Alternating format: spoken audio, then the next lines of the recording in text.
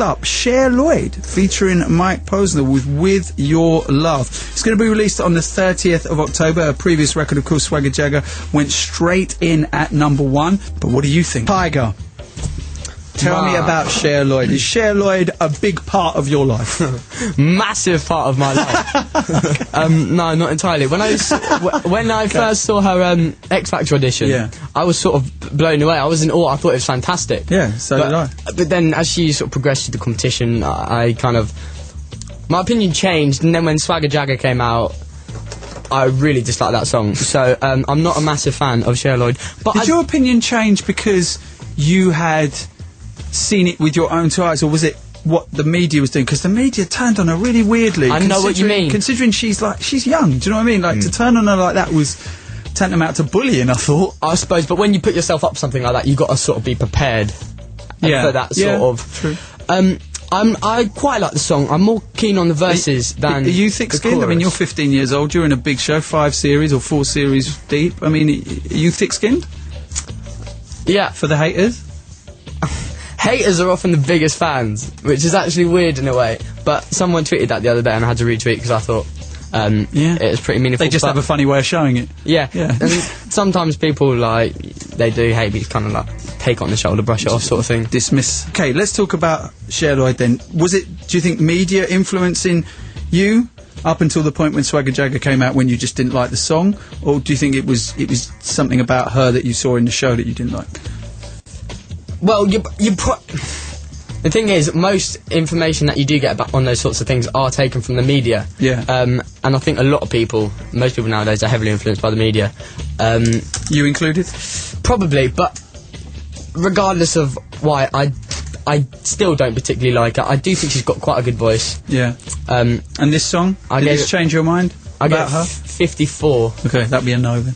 Not really. No. 54. Jamal? I gave this 80%. Woof. You're so generous. And you know what? Like, if I give it a percentage like that, I've got a reason to back it up. Yeah, I've wrote something. With Cher Lloyd, she's a Marmite figure. Having met her, she's proper cool, and I don't think people see that the way I do, or even give her a chance to show her personality.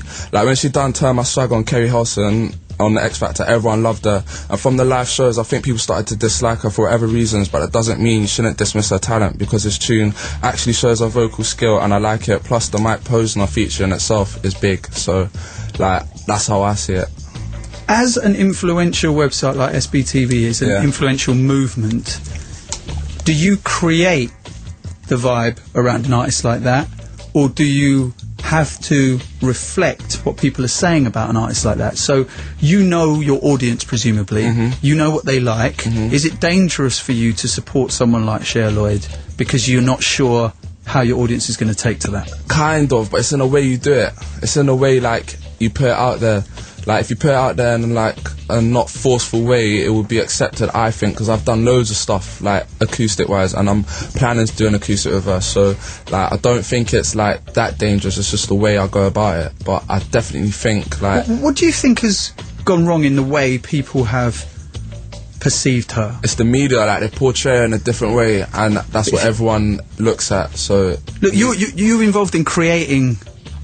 Yeah, it's online. So help creating artists, okay? Yeah. So, for instance, if you were Cher Lloyd's publicist, what would you be asking for her to do? Or what I do, if I was thinking, like, cool, she ain't done anything, I'd be like, alright, cool. Like, she likes to MC apparently, so I'd get her, like, to go into Tim Westwood, spit some bars, some smoking bars, like, kind of build the credibility in, like, the UK kind of scene first, then start doing stuff with, you think she'd be able to do that? You think that there's a track that's out there? The P Moneys and it's called Dubbing the Track. Like, it's got Dot Rotten, Mike Righteous, Gets on it. Like, that's a track who she's been on it, and that is sick. Like, so I'm just waiting for Psycho to release that. When everyone sees that, everyone should, like, kind of get it. She's not like, she knows about the scene. Like, she's not like she's an alien to the scene. She knows about it and she likes it.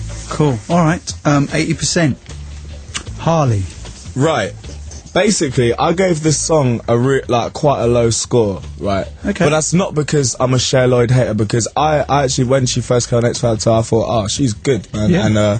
And even, like, during X Factor, like, I was even just like, whatever, like, she's just everyone seemed to hate her. Like, I don't really see why, but I'm not a Cher Lloyd hater. I gave this song quite a low score of 17%. Based on the song? But based on the song, because there's a lot of things in that song that I don't like. Break it down. Like, alright, firstly, there's so many words she just says, she just repeats. When she's like it, like it, like it, like it, like it. And it's just like, say something else. Like, that's just annoying. And then she does that with like, a million, and then to me, and it's just like, all right, you're saying all these things, and it's like, say it once and write something else. It's just annoying. I'm with you on that. Thank you, sir. When I was a youngster, when I was a youngster, you said that in a space, or you said three youngsters in a space of 2 seconds. Yeah, but that is different. That's the chorus of the song. That's the chorus of the song. That's different. Yeah, but still, that bit. It's like still a part of the song. It's the verse, bruv. It has no substance. No, but still, it's the kind of swag to it. If she didn't do it, it would be dead. Alright, well, we'll agree to disagree. Anyway, she manages to squeeze in the word swag again to the song, and it's like I don't see, like, she did the Carrie Hilson turn up the band, some swag, and it's like, cool. People thought, maybe she has swag. She definitely doesn't have swag. Like, Swagger Jagger.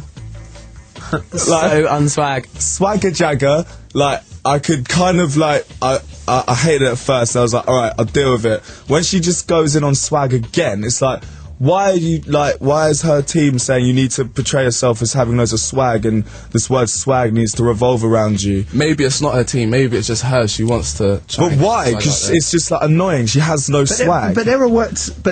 I'm not saying I have swag, yeah. Because I have the least amount of swag in this room, yeah. Like, do you know what I mean? I have so little swag.